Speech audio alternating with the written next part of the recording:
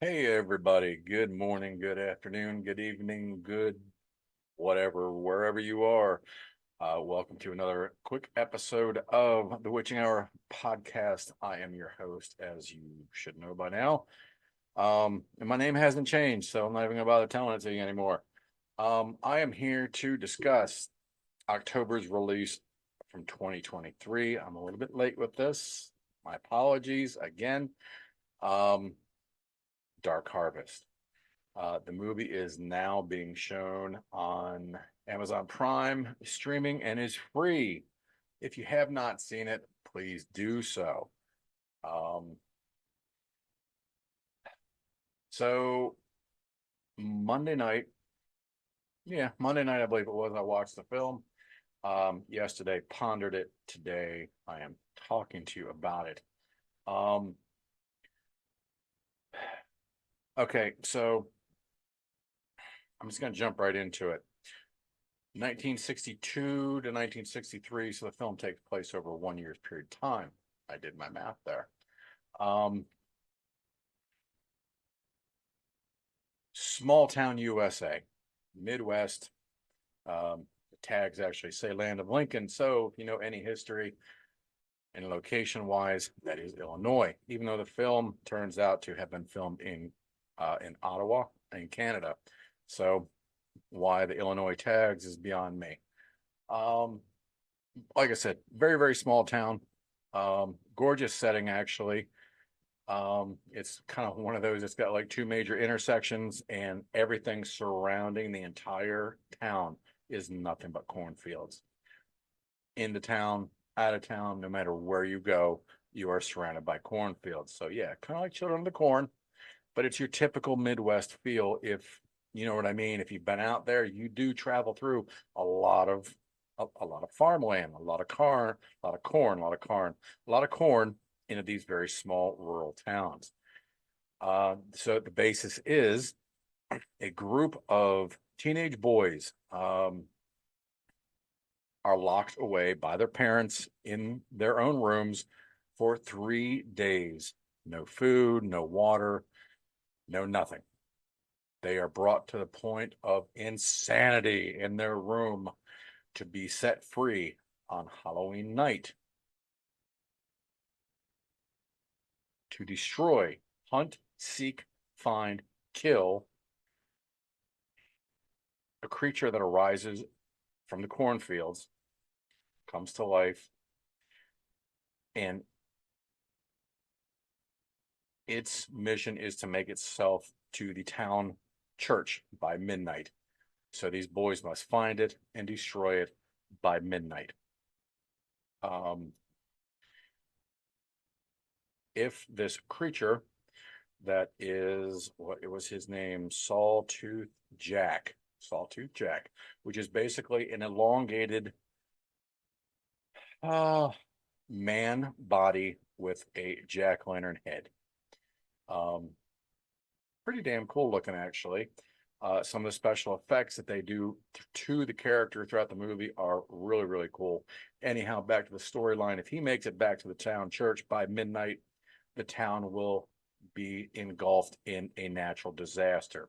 So, this is kind of a ritual that they do this every year.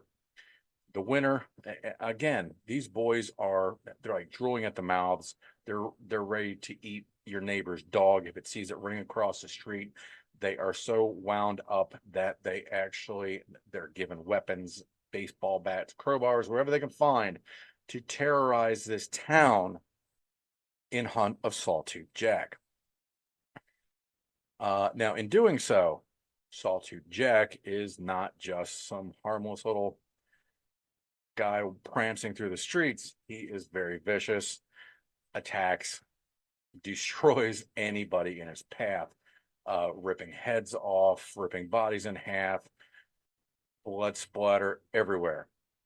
Um, so it's a fair fight, even though it's a couple hundred to one.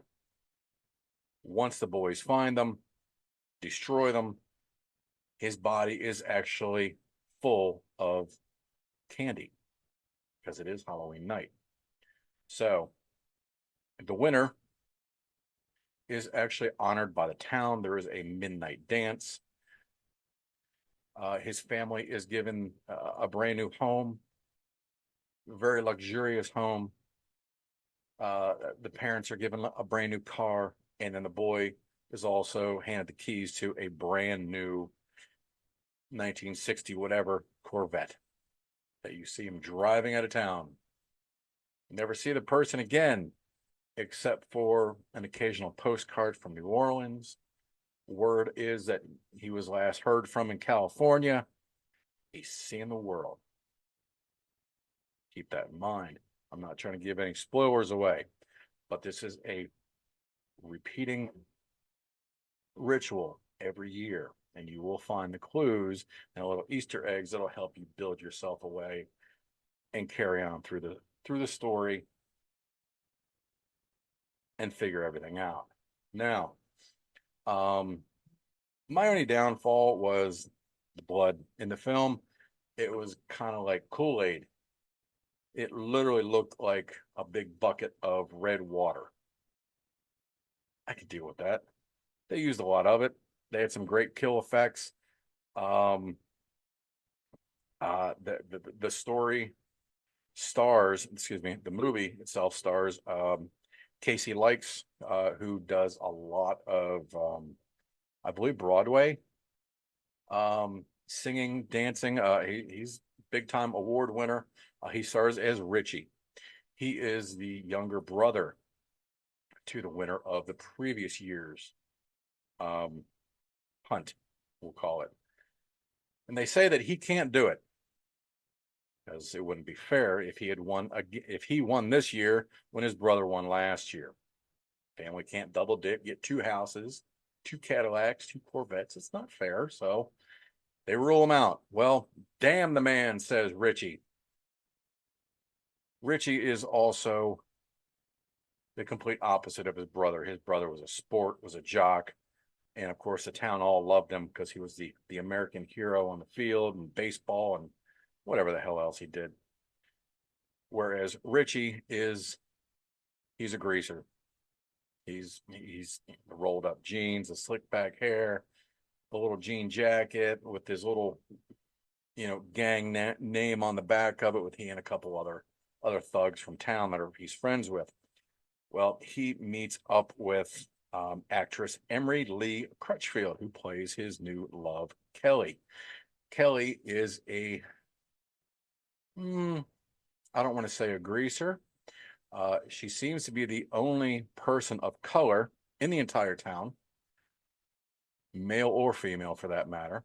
Meets her, they have a little bit of a fling, kind of. They got the feels for each other, no big deal. But she does have a past, supposedly. There are stories that linger about her setting fires to somebody's barn or something of that nature. So she actually is considered kind of, the bad seed, as is Richie. So the two of them obviously meet up. And then the night of the hunt, he actually runs into her in the cornfield, both looking for Sawtooth Jack. They join teams, so on and so forth. So again, it is Halloween night. You are going to see all the boys dressed, different costumes, obviously. Richie and his two or three other buddies in his little gang are all wearing masks, little plastic masks with the little string on the back, and just pull it right over. Well, they reference the Crimson Ghost from the Misfits. If you've seen a commercial and you're like, gosh, where do I know that mask from? That's it. The old horror movie, as well as the Misfits. Along with the Misfits, there is a line that one of his buddies says, quotes some lyrics from Misfits song, The Violent World. Later on, three other teens are, I believe, huffing gas or glue or something like that. And they're talking about music, and they reference the Misfits by bringing up teenagers from Mars as well. So the movie, I think it was shot beautifully. The overall feel, it's very dark.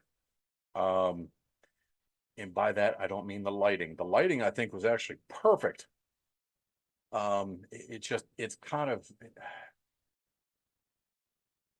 if I use the word hip, is that going to make me too old? Anyhow, it's a cool movie. It really is. There are a couple slow parts, and they do kind of drag for a couple minutes. But it quickly picks back up. The thing that I love, it's not a slasher movie, but it kind of gives you that Halloween feel. But what I love is that when they set these boys out to do the hunt that night, it's total chaos, total fucking chaos. I mean, the boys actually start turning on each other, and they're like, again, they're starving. After 3 days, it's like, all right, I could really go for a burger, but I mean, these guys are acting like they haven't eaten in months, in years, and are just crazed. So I think 3 days is a little bit extreme or short for how they were acting. But regardless, um, uh, Mark Boone actually um, has a small part in the film, and it shows he is actually defending his storefront. What was it? He had I think, a butcher shop, and so obviously it's at night, it's closed, and you see him outside with a shotgun. And sure enough, he shoots and kills one of the kids as they're approaching his store to break in because they're hungry.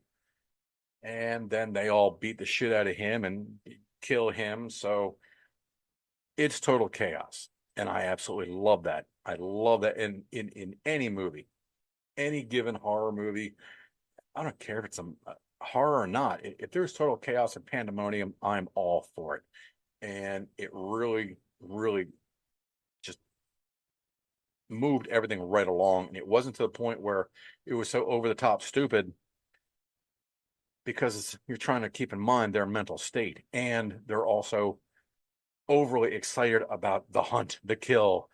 I'm thirsty for blood as well as cheeseburger, like I mentioned, but also the mission they are on to get Sawtooth Jack.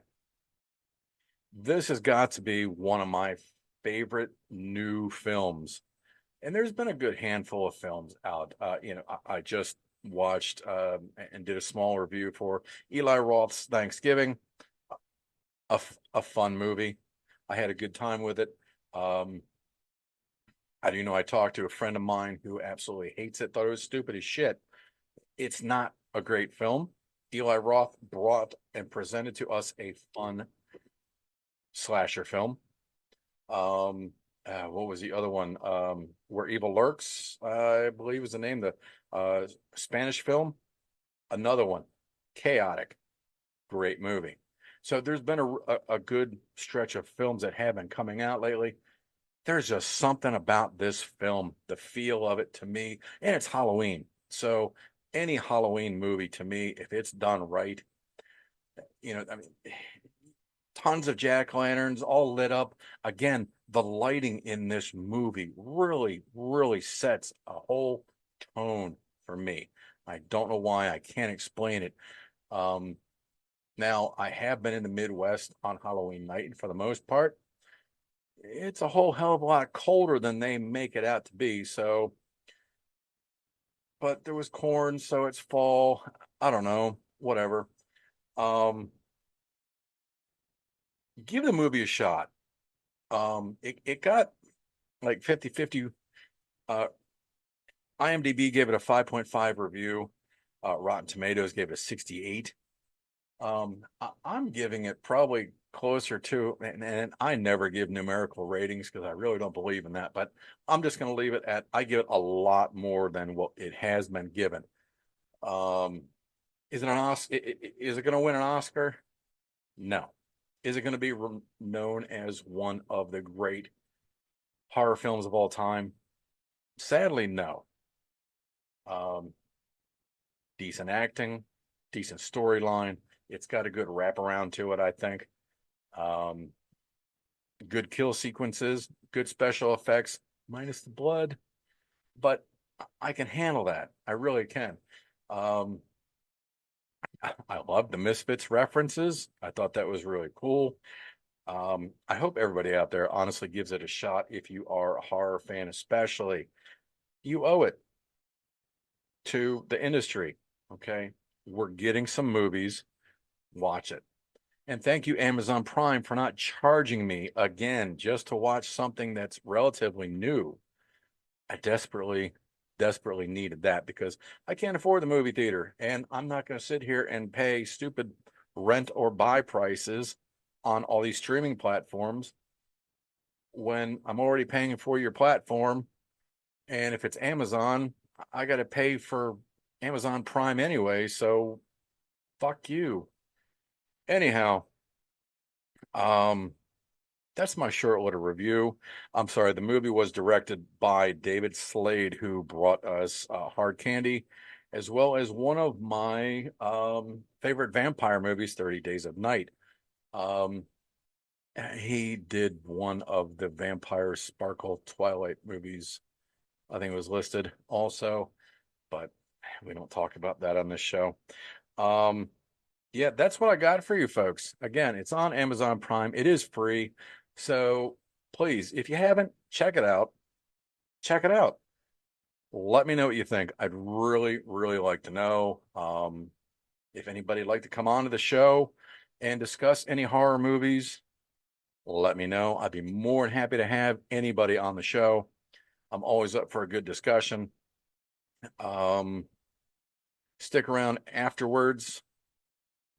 You'll see, I want to give a little video shout out. You're going to see a little animated drawing of my podcast there that was brought to you by Hell Metal Forge Art. Look them up. They got some great artwork. He does great commissions. Would definitely be something in the line for your heaviest of metals and death metal bands. Um, that's about what I got for you guys. Stay tuned though, because I do got some great shows coming up. Please hit the bottom button somewhere on this channel here. Hit subscribe. Look for me on the Instagram, the Facebook, the TikTok, and Threads, and I don't know, whatever else is out there. We're all on it. So try to share the love, support, share the name. I really appreciate all your help and support. I'll see you guys soon. And you know my closing line. Hope everybody keeps it evil. See y'all. Hey, everybody. Good afternoon. Welcome to another small edition of the Witching Hour podcast. I'm your host, as always, John Roycelyn. So, today's big news. It's not so much horror related, but it's related to me. So, whatever. Slayer, fucking Slayer. As most of you have heard, Slayer has reunited for at least, let's do it, 2 shows now.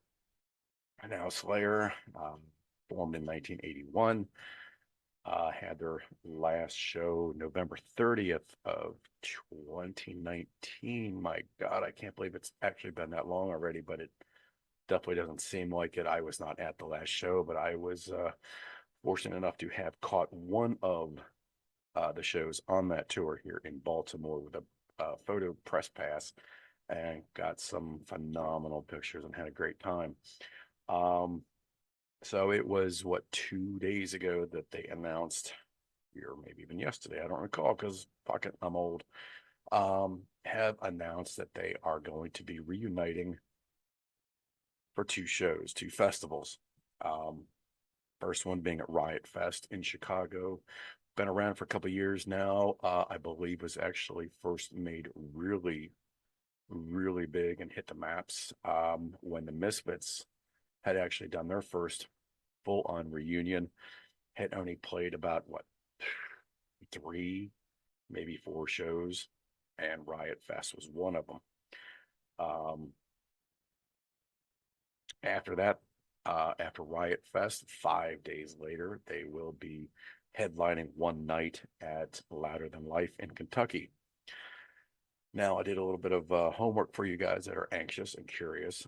Riot Fest, which is 3 days in September, ticket prices go anywhere from $209 on a basic general admission.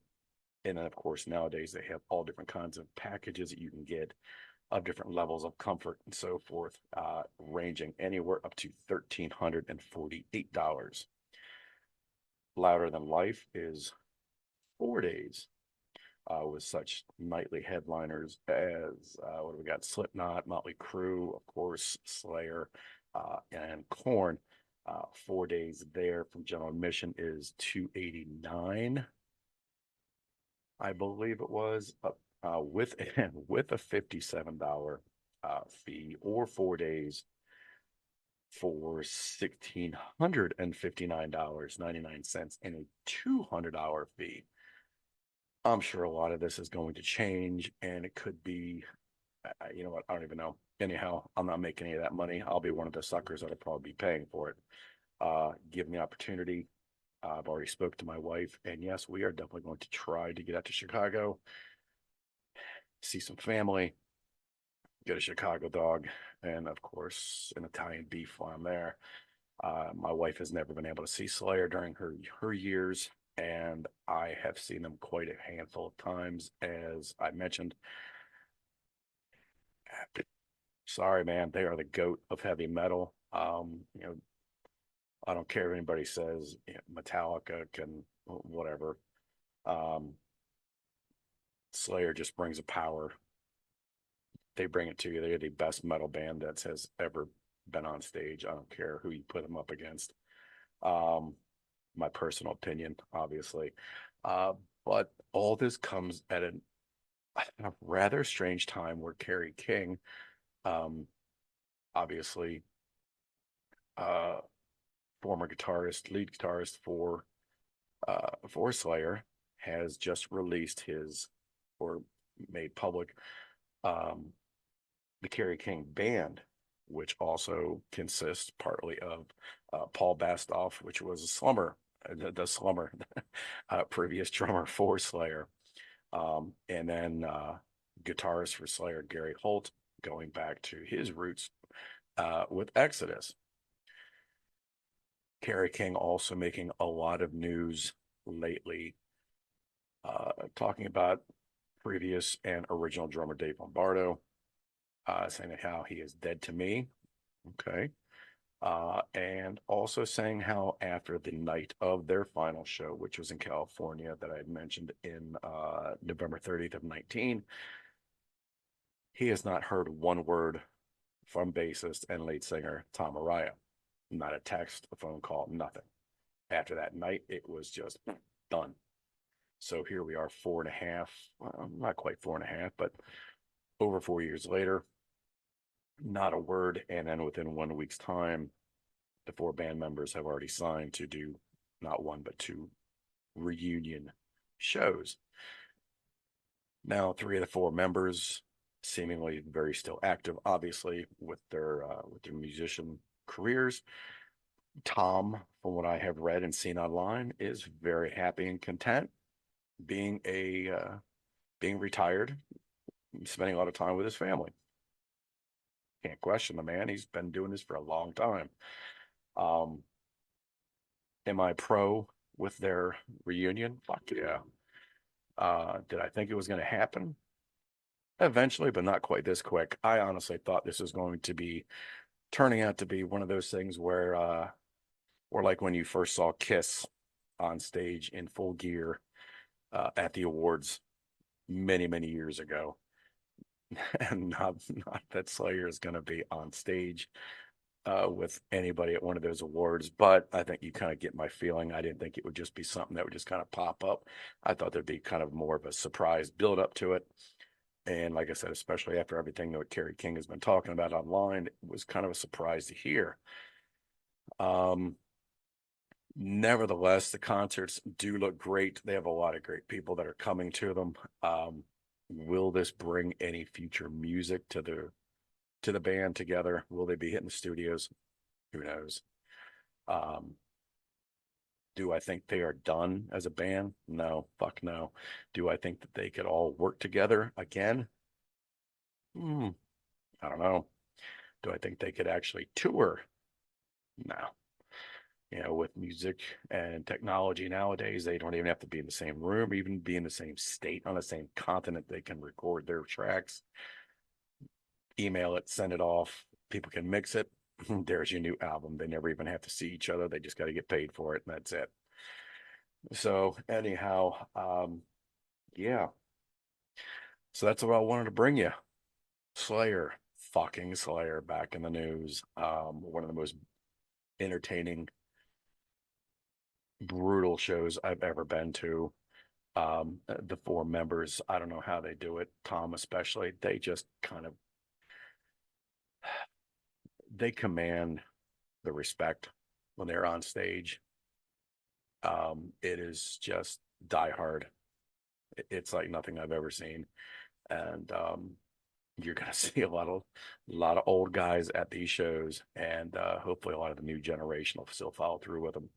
But regardless, that's what I got for you today. Be on the lookout for more shows coming up. But until that time, you guys keep it evil. Don't forget to subscribe. Please follow me on Instagram, definitely on YouTube. Follow me on Facebook. And I'm now on TikTok because I'm trendy. And also, thank you to Hell Metal Forge Art, uh, my new sponsor. Be sure to watch after the video for some of their artwork that I'll be displaying for you. Take care, you guys. Keep it evil.